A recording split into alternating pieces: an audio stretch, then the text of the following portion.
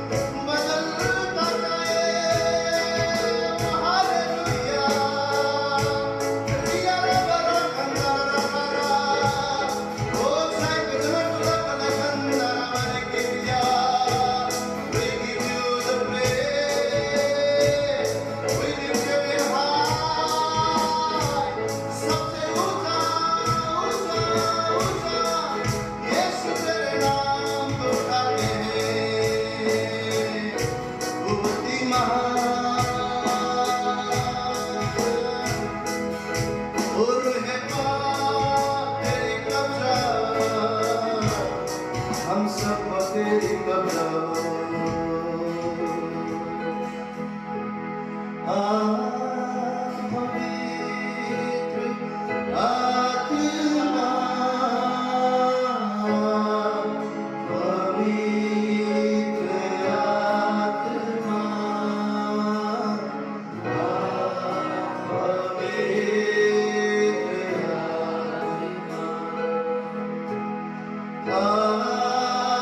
पवित्र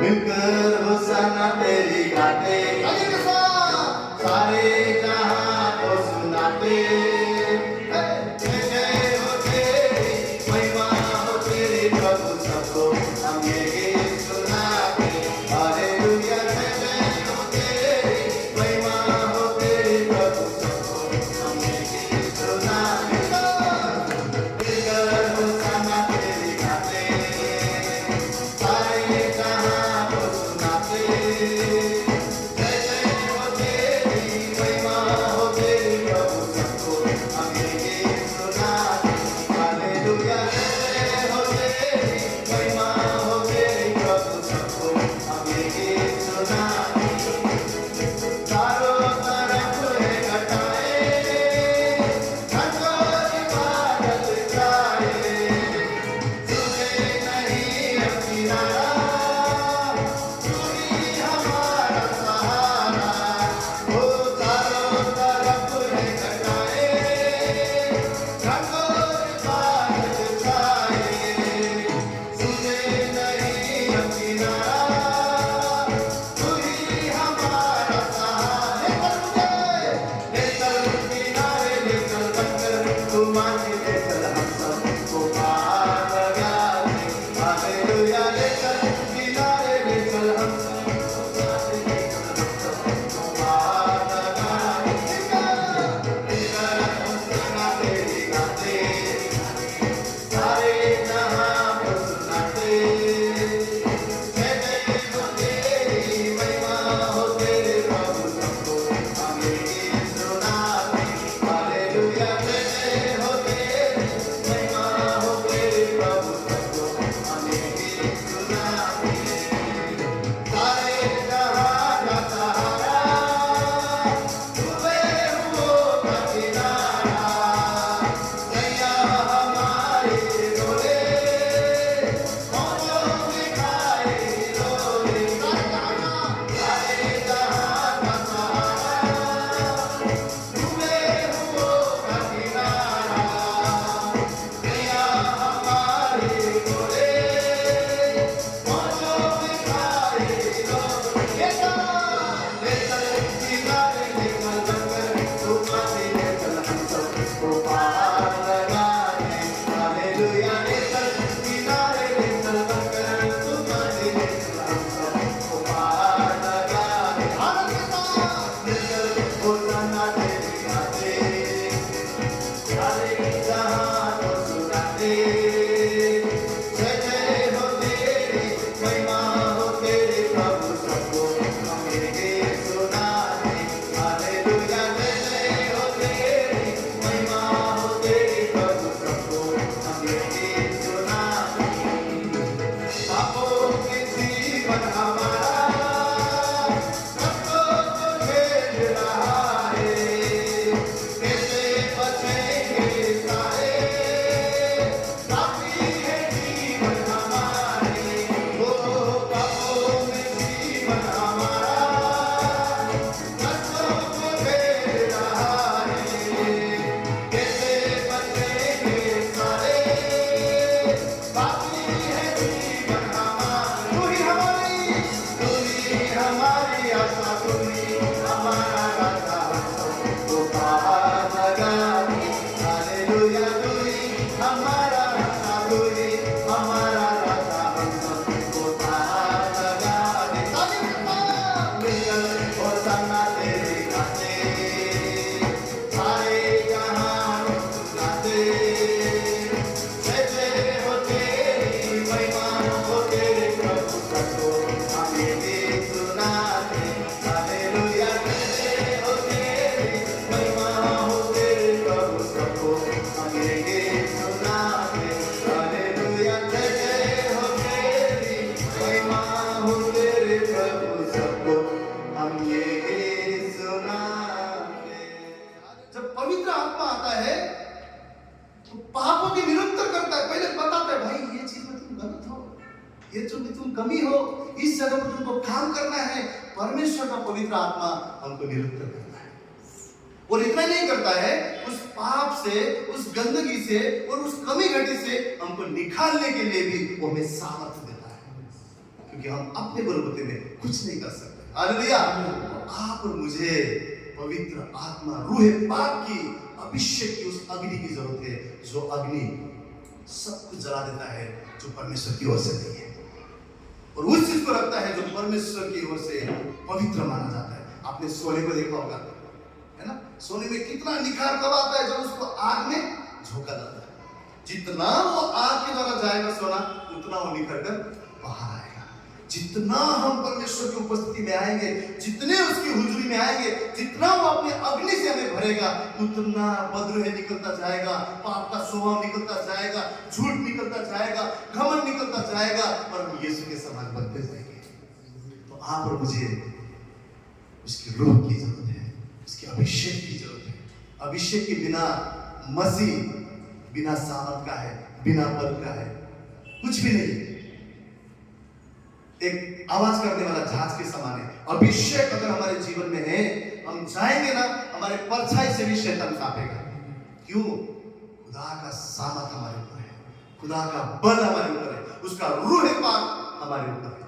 ये समय है, जो घुटने में आना चाहते हैं घुटने में आए, अपने आप को तोड़े, जो खड़ा होना चाहते हो खड़ा हो, लेकिन हृदय से उस पिता से कहे, प्रभु रूह पाक आज मेरे ऊपर बरसा, वो अग्नि बरसा दे प्रभु, ताकि मैं ना रहूं, अब मुझ में तू दिखे। जो भी तेरी ओर से नहीं हुआ जल जाए प्रभु। ये उपास की दिन मैं प्रार्थना करता हूँ, मेरी कमजोरी जल जाए, मेरी घटी जल जाए, जिस चीज में आज भी मैं गिर जाता हूँ, वो आज प्रभु इस बंधन को आज तेरी हुजूरी में तोड़ दे। रूह पाक मुझे अपने सामर्थ से भर। आई हम सब उस खुदावन से विनती करें, आत्मा और सच्चाई से, जो बदलना चाहते हैं, वो जो उसकी हुजूरी में वो अपने आप को उसके समान बनाना चाहते हैं, अपने आप को नम्र करते हुए, दीन करते हुए अपने जीवन को उसके पास लाए। रूहे पाक खुदावन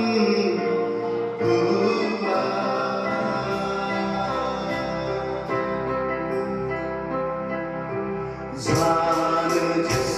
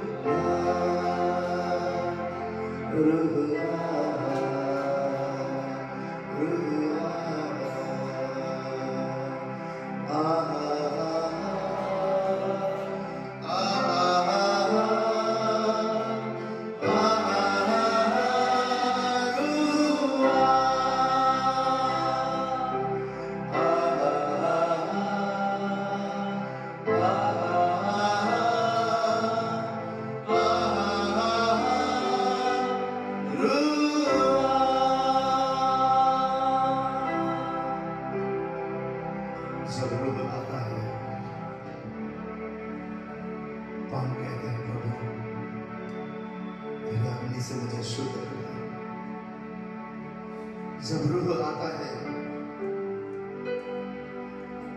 तो हम कहते हैं प्रभु तेरे वेदी के अंगारे से मेरे होठ को शुद्ध कर, मेरे मन को शुद्ध कर, मेरा देखना शुद्ध कर, मेरा बोलना शुद्ध कर। जब रूह आता है हम भय के साथ उसकी भक्ति करते हैं। जब रूह आता है वह उसकी पवित्र पवित्र पवित्रता में हम पवित्र होते हो जाते हैं। जो सिंहासन पर विराजमान परमेश्वर है, ओ जिसकी महिमा रात और दिन उस स्वर्ग में होती है, वध किया हुआ मेमना, वो उसकी अपनी आत्मा से हमें भरकर शुद्ध करना चाहता है। उसकी वेदी से वो हमें पवित्र करना चाहता है। सिंहासन पर वो विराजमान, उसके वस्त्र के ढेर से मंदिर में शाह उड़ उड़ कर गाते सरा, पवित्र यहोवा तू है सर्वदा। सिंहासन पर वो विराजमान,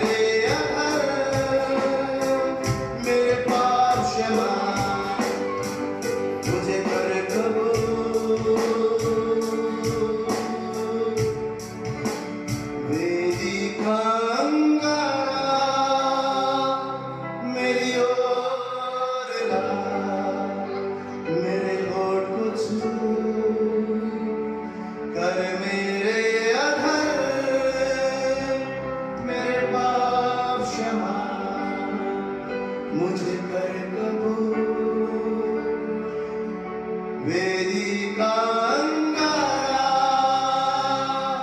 मेरी ओर ला, मेरे होठ को छू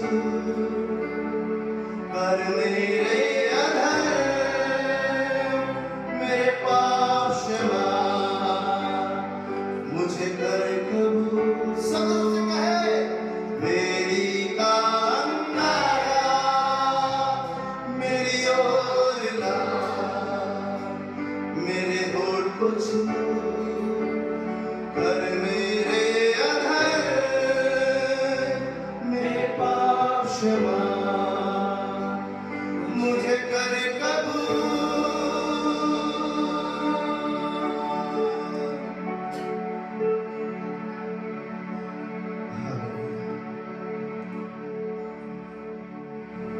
तेरे उस पवित्र अग्नि से हमें शुद्ध कर प्रभु। हमारे होठ को छू, हमारे आंखों को छू, हमारे कानों को छू, हमारे हृदय को छू और हमें तेरे सामने योग्य बना प्रभु।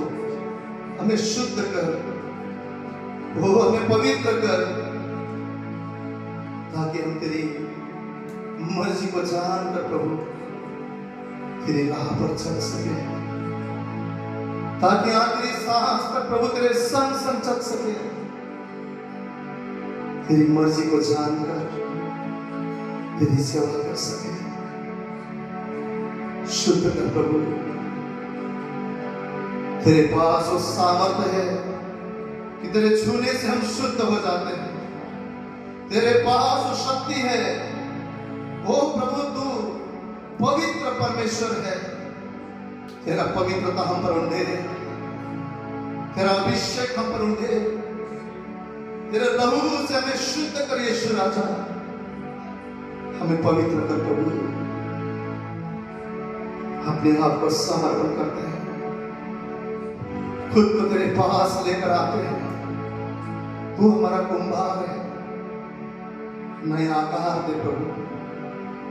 ऐसा बर्तन बना, ऐसा नया बर्तन बना जिसमें नया दाग रस उंडेला चाहे प्रभु, जिसमें अभिषेक उंडेला चाहे, जिसमें तेरा सामर्थ उंडेला चाहे।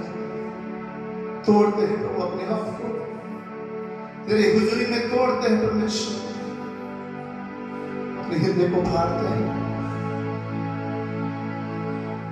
हमें अंगीकार कर, हमें शुद्ध कर, हमें गले से लगा प्रभु। अपनी सामर्थ से हमें दे भर दे, अभिषेक कर प्रभु। धन्यवाद देते हैं। सारा आदर महिमा गौरव प्रशंसा की योग्य तू अकेला राजा यीशु है, जो सदा का राजा है, जिसका राज का कभी अंत ना होगा। वो जो था, जो है, जो आने वाला हमारा राजा है। तेरे नाम की जय, तेरी स्तुति सदा बना रहे प्रभु। तू बढ़ता जाए, हम घटते हैं तेरे परमेश्वर।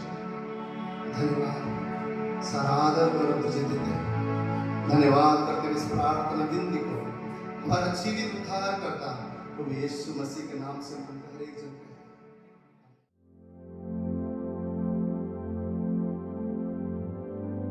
परमेश्वर की उपस्थिति में क्या है? जोर से बोलेंगे महा। सिर्फ आनंद नहीं, आनंद कैसा है? ऐसा आनंद होता है। महाआनंद मतलब अंदर से खुशी। कोई उसको रोक नहीं सकता है, कोई उसको रोक नहीं सकता है। कोई ऐसा तूफान नहीं बना है जो परमेश्वर की खुशी को रोक सके। कोई ऐसा आंधी नहीं बना हुआ है जो परमेश्वर के आनंद को रोक सके। कोई ऐसी बीमारी नहीं बना हुआ है जो परमेश्वर ने दिया हुआ आनंद को हमसे चुरा सके। आमीन। क्यों? वो आनंद आपका मेरा नहीं है, वो आनंद यीशु मसीह का है। जो आनंद यीशु मसीह कहता है, जो संसार देता है वो नहीं, मेरा आनंद मैं तुम्हें देता हूँ। हालेलुया। और जब उसका आनंद हमारे अंदर रहता है तो कोई भी बात हमें दुखी नहीं कर सकता। आज की उपवास प्रार्थना में वो परमेश्वर का महान उपस्थिति हम सब ने यहाँ पर महसूस कर सके, और उसका उपस्थिति ही हमारी जरूरत है। अगर वो मिल गया, जीवन मिल गया। वो मिल गया, रोशनी मिल गया। वो मिल गया, बल और सामर्थ्य मिल गया, वो मिल गया, सारे सवालों का जवाब हमारे जीवन में मिल गया। हमें कुछ जरूरत है तो उसकी हुजूरी की जरूरत है। आइए हम आज वचन की तरफ जाएंगे। कितने जन आज सच में परमेश्वर के भवन में अभिषेक को पाना चाहते हैं? पहले हम जानेंगे कि अभिषेक क्या है। बहुत बार हम लोग प्रार्थना करते हैं, प्रभु अभिषेकित कर, मुझे अभिषेक कर, अभिषेक कर। तो अभिषेक क्या है? सिंपल अर्थ में परमेश्वर का सामर्थ्य, परमेश्वर का बल, परमेश्वर की ताकत। पुराने जमाने में, पुराने नियम में अगर हम लोग देखेंगे, बहुत सारे जन का अभिषेक हुआ। किस तरीके से? तेल डालकर। तेल में सामर्थ्य था क्या? नहीं, परंतु ये क्या था? वो तरीका बनाया गया। परमेश्वर कैसे अभिषेक करने को लगाता था? तेल ले जाके सर पे डालने को लगाता था। तो तेल में कोई सामर्थ्य नहीं था, परंतु परमेश्वर के आज्ञा पर सामर्थ्य था, परमेश्वर के बोलने पर सामर्थ्य था। परमेश्वर जब कहता था वो चीज करते थे, तो वहां पर परमेश्वर का बल और सामर्थ्य कहता था। और वहां पर जब पुराने जमाने में, उससे भी पहले, जो अभिषेक शब्द है यूनानी भाषा में क्या है? तेल को मलना या फिर रगड़ना। अभिषेक का एक्चुअली मीनिंग क्या है यूनानी भाषा में? रगड़ना, तेल से मलना। तो ये कब होता था? जब पुराने जमाने में जब भेड़ चराने वाले लोग रहते थे, वो लोग भेड़ों को लेकर जाते थे। तो भेड़ को आपको पता है बहुत ज्यादा ऊन रहता है, तो उनके अंदर कीड़े घुस जाते थे, और वो कीड़े कभी कभी चढ़कर भेड़ों के कान पे घुस के भेड़ों को मार भी सकता था। तो चरवाहे क्या करते थे? बहुत सारा तेल लेके भेड़ों के सर पर उंडेलते थे, ताकि उससे क्या हो सके? जो कीड़े भेड़ के कान में घुसने की कोशिश कर रहा है, वो तेल की वजह से क्या हो जाए? बालों से फिसल जाए और उसको मार ना सके, उसके कान में ना लग सके। तो उस अभिषेक यानी कि तेल से, तेल जो उंडला जाता था, मला जाता था, वही अभिषेक शब्द बाद में परमेश्वर के वचन में हमने देखा, तेल के द्वारा अभिषेकित किया जाता था। और जब अभिषेक आता है, इसका मतलब सिंपल शब्द में हम परमेश्वर के सामर्थ्य को पाते हैं। फिलिपियों का 4 अध्याय उसका 13 वचन, आप उसको बाद में भी देख सकते हैं। हम लोग सब जब ध्यान देंगे, बहुत बार क्या होता है, वचन जुड़ते रहते हैं, वचन आगे चला जाता है। हम लोग के पास रिकॉर्डिंग है, प्रभु को धन्यवाद हो, सब कुछ हमारे पास है, हम लोग उस चीज को बाद में भी देख सकते हैं। फिलिपियों 4 अध्याय 13 वचन में क्या लिखा है? जो मुझे सामर्थ्य देता है, उसमें मैं क्या कर सकता हूँ? सब कुछ कर सकता हूँ। बोलिए, सब कुछ कर सकता हूँ, सब कुछ कर सकता हूँ। जो मुझे सामर्थ्य देता है, जो मुझे अभिषेक देता है, जो मुझे अपने बल से भरता है, उस परमेश्वर के अभिषेक के द्वारा, उस परमेश्वर के बल के द्वारा, उस सामर्थ्य के द्वारा आप और मैं सब कुछ कर सकते हैं। इसीलिए हमें अभिषेक की जरूरत है। क्यों? हमें सब कुछ अपने बलबूते पे नहीं कर सकते, परमेश्वर के अभिषेक की आप और मुझे जरूरत है। और पता है आपको दाऊद के बारे में, सब जन दाऊद के बारे में जानते हैं। दाऊद ने क्या किया? छोटे छोटे बच्चे भी जानते हैं। क्या किया? गोलियत को क्या किया? गोलियत के बारे में मैं पढ़ रहा था। गोलियत सीधा साधा छोटा मोटा इंसान नहीं था। देखा था, अगर कोई बॉडी बिल्डर को देखेंगे तो थोड़ा सा हम लोग थोड़ा घबरा जाते हैं। गोलियत के बारे में मैं पढ़ना चाहूंगा, आप मत निकालिए, उसको घर में पढ़ सकते हैं। गोलियत कैसा था? फलिस्तियों के छावनी में से गोलियत नाम का एक वीर निकला, जो गत नगर का था, और उसकी लंबाई 6 हाथ पर एक बीत था। एक हाथ मान लीजिए इतना, 6 हाथ और एक बीत, इतना बड़ा था। एक तो पहली बात। और दूसरा, उसके सिर पर पीतल का टोप था, और वह एक पत्थर का झिलिम पहने हुए था, जिसका तौल 5000 शेकेल पीतल का था। मतलब उसका जो कपड़ा था पत्थर जैसा था, और वो कैसे, कितना था? 5000 शेकेल। मैंने गूगल में 5000 शेकेल डाल के देखा कि प्रभु ये क्या है, जानते हैं? तो उसमें क्या लिखा था? 57 केजी, 57 किलो का उसने वस्त्र पहना हुआ था। मेरे शादी में लविका ने जो ड्रेस पहना था, उसमें भी वो बोलते थे बहुत हेवी है, बहुत हेवी है। कई बार अगर हम कोट पैंट पहनते तो अपने आप को थोड़ा सा हेवी महसूस करते हैं, हल्का सा महसूस। परंतु इस गोलियत का वस्त्र का वजन कितना था? 57 किलो। टोप अलग से, तलवार अलग से, हाइट इतना लंबा। दानव दिखता था, बाइबल बोलता है दानव दिखता था। उसने क्या किया? चैलेंज किया परमेश्वर के लोगों को, चुनौती दिया। और पता है दाऊद ने अपने बैग में से, अपने झोले में से एक छोटा पत्थर निकाला और उस पत्थर के द्वारा उस दानव को मार गिराया। ये सब आप और मैं जानते हैं। पर ये कब संभव हुआ पता है? उससे पहले उसका अभिषेक किया गया, उसके ऊपर परमेश्वर का सामर्थ आया, भाइयों के बीच में उसका अभिषेक किया गया। यहोवा परमेश्वर ने बोला शमूएल को, यही है जिसका मैं अभिषेक करना चाहता हूं। और शमूएल परमेश्वर की आज्ञा को सुनकर उसको अभिषेक किया। और अभिषेक के बाद उसने गोलियत को चैलेंज किया और परमेश्वर के नाम से मैं आता हूं बोलकर एक छोटा पत्थर से उसको मार गिराया। क्या पत्थर में सामर्थ था? परमेश्वर के अभिषेक के सामने, परमेश्वर के ताकत के सामने कोई रुक नहीं सकता है। जब उसके ऊपर सामर्थ आया, अभिषेक आया, गोलियत को उसने मार गिराया। आपके जीवन के बड़े बड़े दानव जैसे दिखने वाले आपकी समस्या हो सकता है। आपके जीवन में बड़े बड़े दानव जैसे दिखने वाले जिसको आप देखकर डरते हैं, बीमारी हो सकता है। आपके जीवन में इतना अशांति हो सकता है जो दानव जैसे भयंकर दिखता है। आपको सोचता नहीं कैसे होगा। आपकी समस्या और आंसू में, तकलीफ में आपको दानव दिखाई देता है। अभिषेक उस दानव को तोड़ सकता है। आपके ऊपर अगर अभिषेक है, परमेश्वर का सामर्थ्य है, आप उस दानव को, उस पाप के घर को वो आप जड़ से उखाड़ कर फेंक सकते हैं। क्योंकि अभिषेक के द्वारा हम नामुमकिन को मुमकिन कर सकते हैं। इसलिए वचन क्या बोलता है फिलिपियों में कि जो मुझे सामर्थ्य देता है, जो मुझे अभिषेक करता है, उस सामर्थ्य और अभिषेक के द्वारा मैं सब कुछ कर सकता हूं। पाप को और जो हमारे अंदर गंदगी को जो जड़ बनाकर बैठा हुआ है,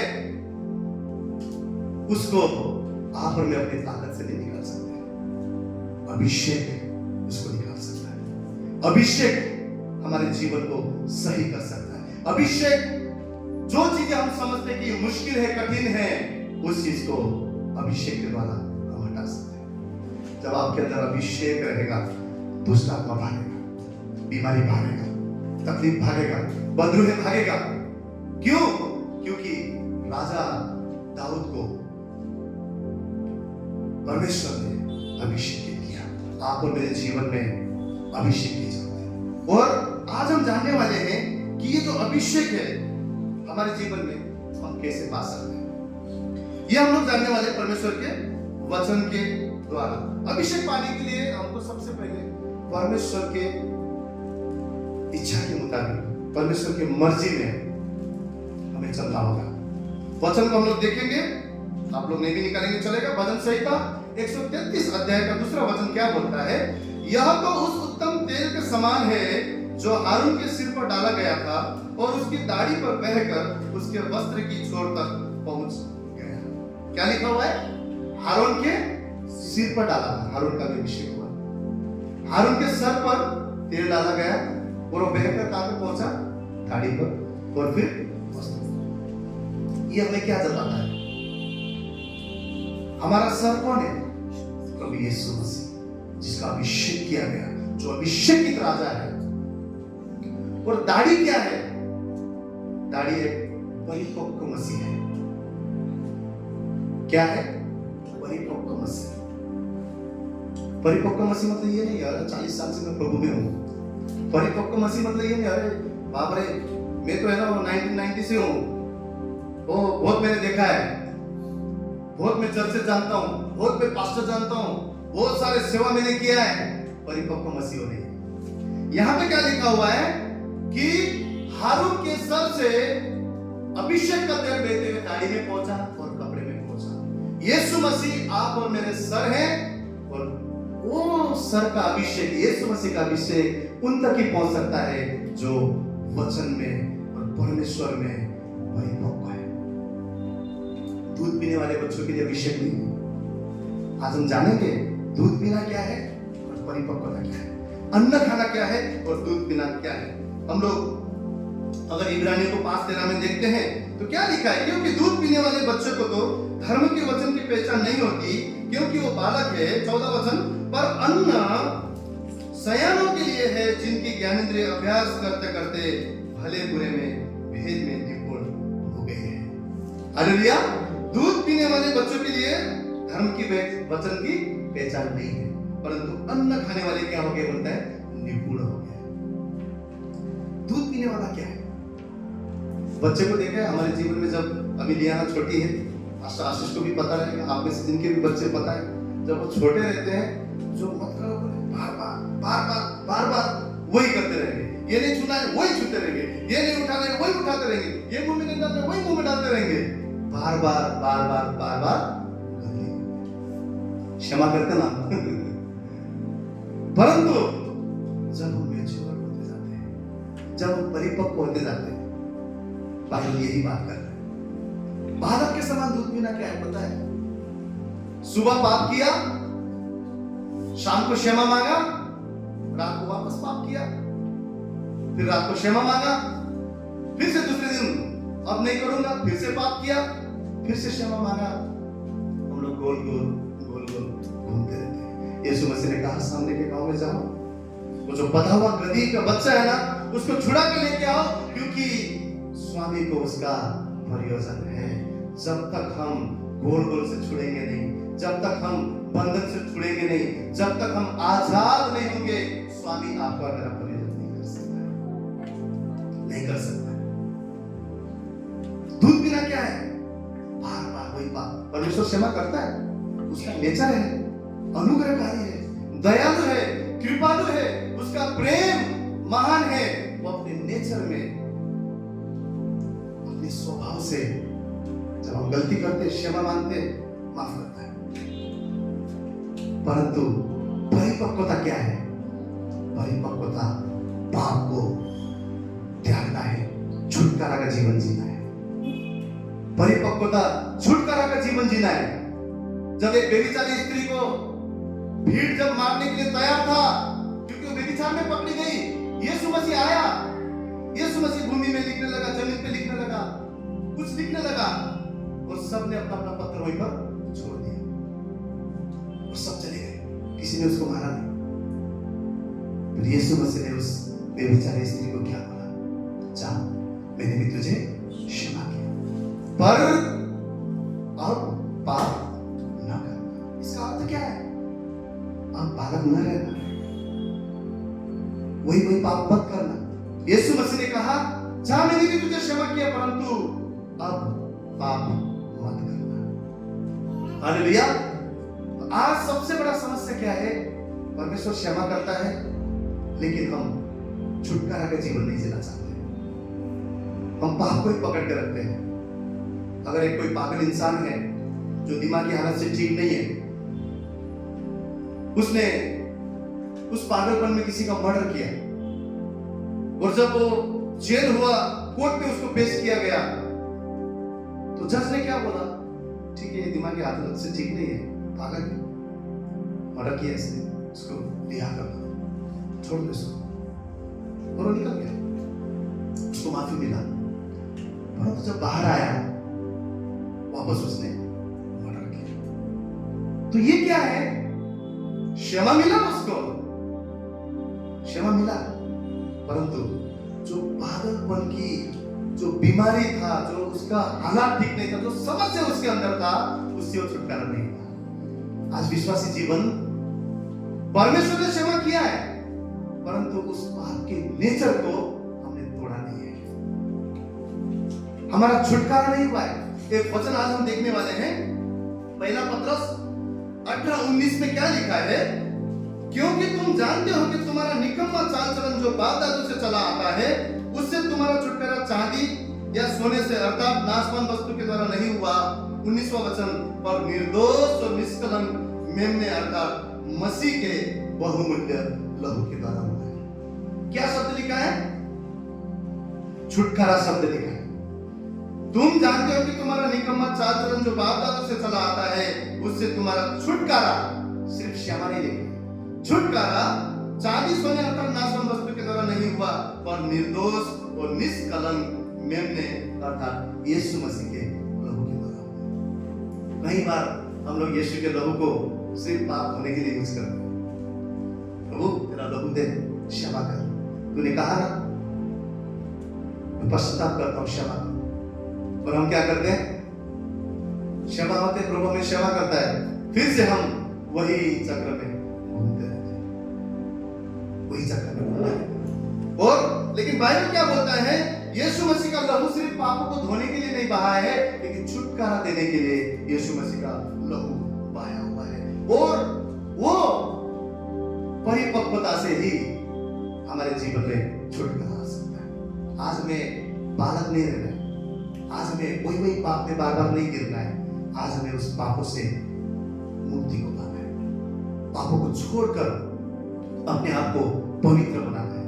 लास्ट संडे परमेश्वर ने आपको मुझसे क्या बात किया कि पवित्र रहो क्योंकि मैं पवित्र हूं। बहुत बार हमारे जीवन में अभिषेक, कई लोग क्या सोचते पता है, ये चर्च में जाएंगे तो हमें अभिषेक मिलेगा, ये पास्टर अगर मुझे हाथ लगाएगा तो अभिषेक मिलेगा, अफ्रीका से पास्टर आ रहा है, बाबा बहुत बड़ा पास्टर है, अभिषेक। हम परमेश्वर के सेवक के विरुद्ध नहीं बोल रहे, अभिषेक आएगा भी, परंतु अगर हम दूध पीने वाले रहेंगे अभिषेक चला जाएगा। किसी चर्च में जाने से, किसी के हाथ लगाने से, किसी के पैर लगाने से अभिषेक नहीं आ सकता है। अभिषेक आने के लिए हमारा जीवन परिवर्तन होना चाहिए। ऐसा परिवर्तन बालक के समान नहीं, परंतु अब हम परिपक्व मसीह होना चाहिए, जो अपने पापों को उखाड़ कर फेंक कर यीशु के लहू के द्वारा छुटकारा का जीवन जीता है। छुटकारा का जीवन के लिए, छुटकारा के लिए उपासना करना है, जो हम नहीं कर सकते हैं, परंतु उसके आत्मा के द्वारा। छुटकारा का जीवन ही हमारे जीवन में अभिषेक को लेकर आ सकता है। हमारे वेदी को हमें मरम्मत करने की जरूरत है। जब पता है एलिया ने प्रार्थना किया पहले राजा में, तो आप सब जानते हैं एलिया ने जब प्रार्थना किया, बाल राजाओं के लोग भी वहां पे थे, उन्होंने भी अपनी वेदी बनाया और बोला आप देखेंगे जिसका परमेश्वर सच्चे है वो आप स्वर्ग से भेजेगा और उसके अर्पण को लेगा। बाहर के राजाओं ने भी वहां पर वेदी बनाया, वहां पर आग उतरा नहीं उतरा। एलिया ने जब वेदी बनाया तो बाइबल बोलता है स्वर्ग से आग उतरा और सारा जो वेदी में अर्पण किया हुआ चीज था पूरी की पूरी जला दिया, यहां तक कि जो पानी डाला हुआ था उसे भी सुखा दिया। परंतु ये कब हुआ पता है? कब हुआ? जब यहोवा की आग आकाश से प्रकट हुई तो हम बलि, लकड़ी और पत्थरों, धूलि समेत सब भस्म कर दिया। लेकिन ये कब हुआ? तब एलिया ने सब लोगों से कहा, उससे पहले क्या कहा? मेरे निकट आओ, और सब लोग उसके निकट आए। तब उसने यहोवा की वेदी जो गिराई गई थी उसका मरम्मत किया, उसका मरम्मत किया। आपका और मेरा शरीर परमेश्वर का वेदी है, परमेश्वर का सिंहासन है, परमेश्वर का मंदिर है। यीशु मसीह ने पुराने नियम के हाथ से बने हुए सारे मंदिरों का खंडन किया, पत्थरों से बने हुए सारे मंदिरों का खंडन किया, ईंटों से बने हुए सारे मंदिरों को खंडन किया। यशायाह के पुस्तक में क्या लिखा है? मैं स्वर्ग में विराजमान, पृथ्वी मेरे पैर रखने की चौकी है। मेरे लिए कौन सा मंदिर तुम बनाओगे? कौन सा मंदिर बनाओगे? यीशु मसीह जब आए उन्होंने कहा, उन सारी बातों को उन्होंने खंडन किया जो हाथों से बनाए हुए मंदिर है। और क्या नया नियम में लिखा हुआ है? क्या तुम नहीं जानते हो तुम परमेश्वर के मंदिर हो? परमेश्वर का मंदिर पवित्र है और वो तुम हो। परमेश्वर का मंदिर क्या है? पवित्र है और वो तुम हो। इसका मतलब अगर हम पवित्र नहीं है तो हम मंदिर नहीं है। अगर हम मंदिर नहीं है तो परमेश्वर का आत्मा हमें नहीं है। परमेश्वर का आत्मा हमें नहीं है तो हमारे अंदर परमेश्वर का अभिषेक कैसे? परमेश्वर का अभिषेक हर कई जगह नहीं उतरता है। परमेश्वर का अभिषेक वेदी पर उतरता है और वेदी मरम्मत वेदी को हर दिन पौलुस के समान बोलना पड़ता है, मेरा मैं मरता जाए, मेरे शरीर के कार्य को मैं मारता हूं, मेरे शरीर की इच्छाओं को मैं मारता हूं, कूटता हूं, वश में करता हूं। क्यों बोलना पड़ा? हमारा शरीर तो दिन रात यही बोलता है, पाप कर, बुरा देख, दिन रात मोबाइल चला, दोस्तों के सामने गप्पा मार, चर्च क्यों जाना है, इधर जाओ उधर जाओ। हमारा शरीर ये बोलता है। हमारा शरीर प्रायोरिटी परमेश्वर को नहीं दूसरी जगह देता है। अरे भाई इधर क्यों, रिश्तेदारों के पास जाओ, अरे संडे के दिन अरे चर्च तो चलता रहेगा ना, दूसरी जगह में जाओ। हम क्या, हमारा शरीर पाप करने को लगाता है, पाप करने को लगाता है। अभिषेक नहीं उतरेगा, अभिषेक नहीं उतरेगा। क्यों? एलिया के समय में तभी वो आग उतरा जब उसने वेदी को मरम्मत किया। बस प्रार्थना वेदी की मरम्मत करने का समय है।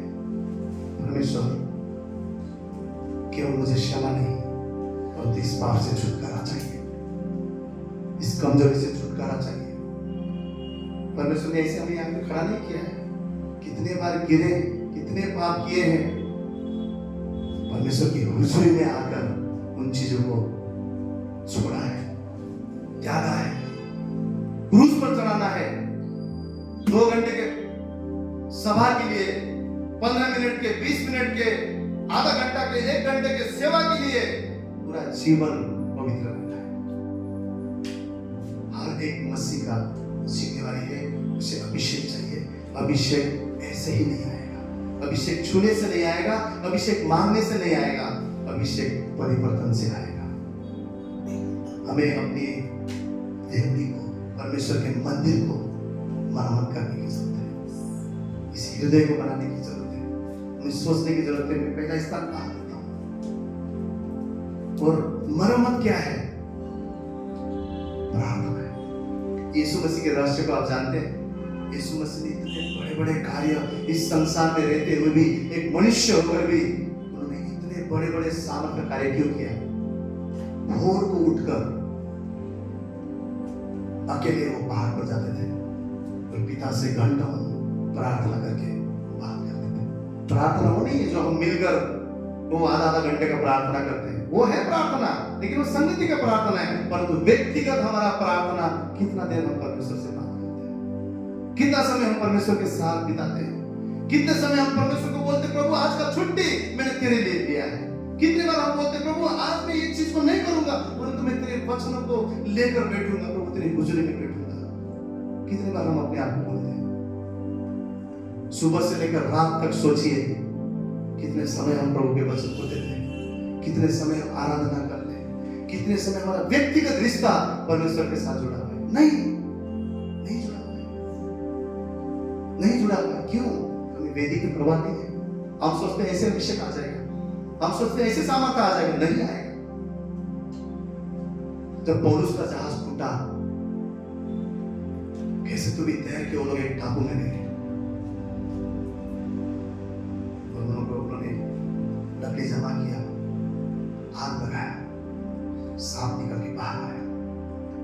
परमेश्वर का अग्नि और सामर्थ जब आप और मेरे ऊपर आता है, शैतान निकलता है, बदले निकलता है, बीमारी निकलता है, शैतान के हर एक पाप सब कुछ निकल जाएगा जब वो अग्नि आएगा। अग्नि क्या दर्शाता है? परमेश्वर का साथ, परमेश्वर का अभिषेक। शद्रक मेशक अबेदनगो को जब उस जलती हुई आग में डाला गया, वो लोग जले नहीं। क्या जला? उनको बाधा वाला रस्सी जला। अभिषेक बंधनों को तोड़ता है, अभिषेक रस्सी को तोड़ता है।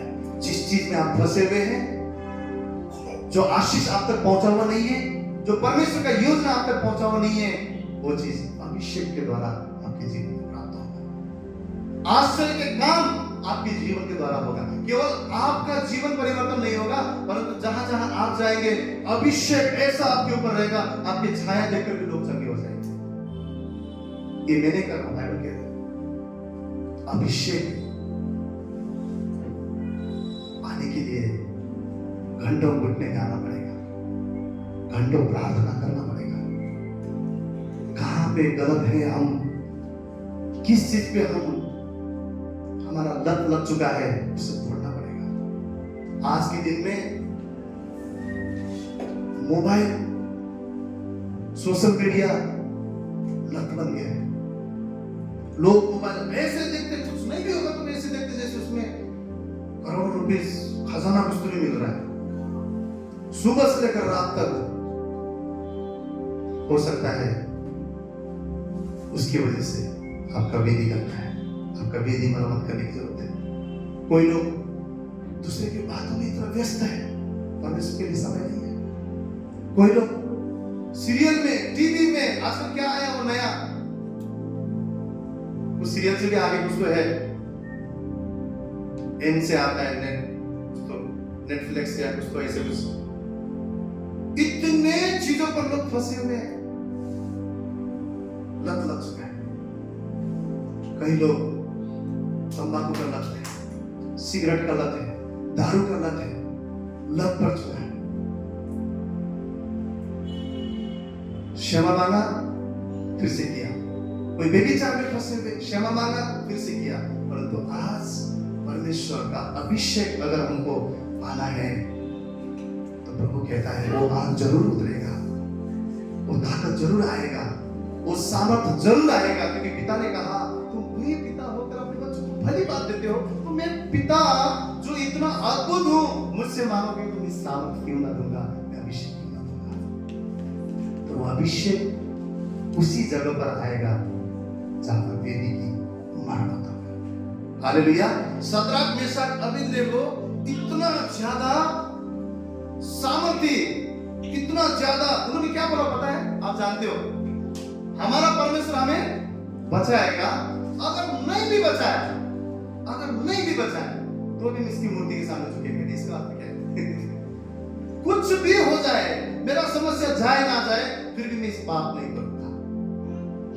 मुझे कुछ मिले ना मिले, मैं ये पाप नहीं करूंगा। तो ये गुण कहां से आया पता है? दानियल को देखकर। दानियल को देखकर दानियल क्या प्रार्थना करता था? वो प्रार्थना दिन में 3 बार करता था, और उसने क्या किया था? मन में ठान लिया था। हम लोग इसलिए कभी बदल नहीं पाते क्योंकि हम ठानते ही नहीं। चल रहा है, चलने दो ना। किसी को आजकल पूछेंगे बदलना चाहते नहीं, बदलना नहीं, फिर तो परमेश्वर भी कुछ नहीं कर सकता। ये उपास में कुछ नहीं हो सकता। चर्च में आना भी गलत है। जो बदलना चाहते हैं उनके लिए मैसेज है, मेरे लिए है, हम सब के लिए, क्योंकि हम बदलना चाहते हैं। दानियल वहां पर क्या लिखा है बाइबल में कि उसने मन में ठान लिया। आज आपको मुझे ठानने की जरूरत है, ये ना मैं करूंगा नहीं, उसको छोड़ना है, छोड़ना है। लत लगाएगा तकलीफ होगा, पाप स्वभाव है, परंतु धार्मिकता भी स्वभाव है। बाइबल बोलता है धार्मिकता भी स्वभाव है। वो स्वभाव में कहां से मिलेगा? यीशु मसीह के द्वारा, परमेश्वर के द्वारा। धार्मिकता के वस्त्र को हमें पहनना है, स्वभाव को हमें डालना है। जो चीजें गलत है उसको हमें मरम्मत करते हुए जाना है। जहां पे भी आपको लगता है ये चीज, आज हमें इस वचन के द्वारा अपने जीवन को सोचना है, मैं कहां पे बार बार पाप करता हूं, कहां पे मैं बार बार माफी मांगता हूं, कहां पर मैं प्रभु को बोलता हूं प्रभु क्षमा कर, और फिर से वही करता हूं। अभिषेक नहीं आएगा, अभी गया जाएगा। आप सोचते हो प्रभु ने अभिषेक किया चला जाएगा, क्यों? वेदी का मरम्मत नहीं हुआ, वेदी का मरम्मत नहीं हुआ। हमें अपनी कमजोरी को निकालना है। उस पागल इंसान को माफी मिला, परंतु वो जाकर उसके पागलपन नहीं गया, स्वभाव नहीं गया। स्वभाव मरना जरूरी है, स्वभाव जाना जरूरी है। हालेलुया। और पता है, जब उस पवित्र आत्मा का अग्नि अभिषेक जब आप मेरे जीवन में हम पाते हैं, आपका स्वभाव को पता रहेगा। नेपाल में भी जब जंगल में आग लगता है, आपने न्यूज में भी देखे होंगे, जब जंगल में आग लगता है महीनों महीनों वो आपको कोई बुझा नहीं सकता। नेपाल के जंगल में जब आग लगता है कोई बुझा ही नहीं सकता। हम लोग किसान की खेती हमने देखा है, जब घास को, सूखे हुए घास को, धान के बाद जब जलाते खेत को, वो फैलता रहता, चलता रहता है। तो उसको बुझाने के लिए भी मशक्कत करना। आग का नेचर क्या है? फैलता है। जब पवित्र पवित्र आत्मा का अग्नि आप और मुझ पे आएगा, केवल हमारे तक ही नहीं रहेगा, हमारे परिवार में फैलेगा, हमारे सोसाइटी में फैलेगा। इस कलीसिया में हर एक जन जो यहाँ पे बैठा हुआ है, जब पवित्र आत्मा का अग्नि और अभिषेक आप और मैं पाएंगे, ये नासिक शहर में फैलेगा, हमारे अविश्वासी फैमिली में फैलेगा। हम लोग बहुत बार क्या करते हैं, बहुत बार क्या करते हैं, क्षमा के लिए उतना ही हम सोचते हैं, परंतु छुटकारा के लिए प्रार्थना करते हैं। छुटकारा के लिए हमें अभी तैयार होना है, ताकि हम छुटकारा पाए वाकई उस लहू के द्वारा। तो हमारे जीवन में वेदी तैयार है और परमेश्वर पवित्र आत्मा का सामान हमारे वेदी पर देता है, और ऐसा अग्नि वो भेज रहा है जो फैलता जाएगा, फैलता जाएगा, फैलता जाएगा।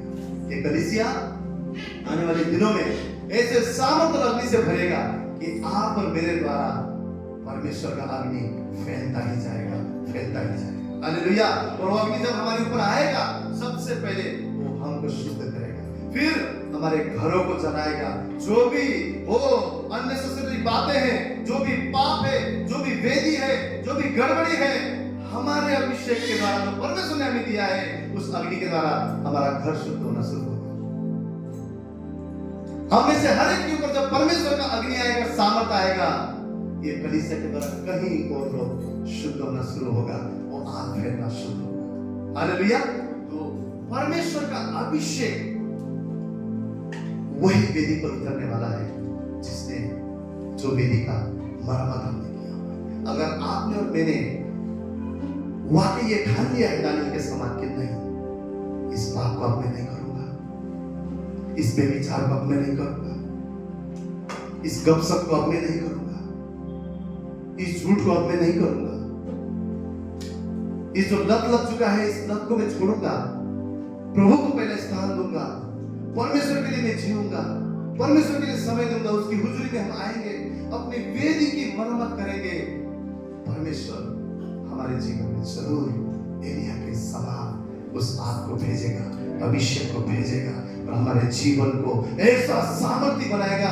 मैं कहता हूं हमारे छाया से भी लोग चंगे हो जाएंगे। आमीन। इसके लिए आपको मुझे अपनी वेदी की मरम्मत करने की जरूरत है। तो परमेश्वर को धन्यवाद हो इस वचन के लिए।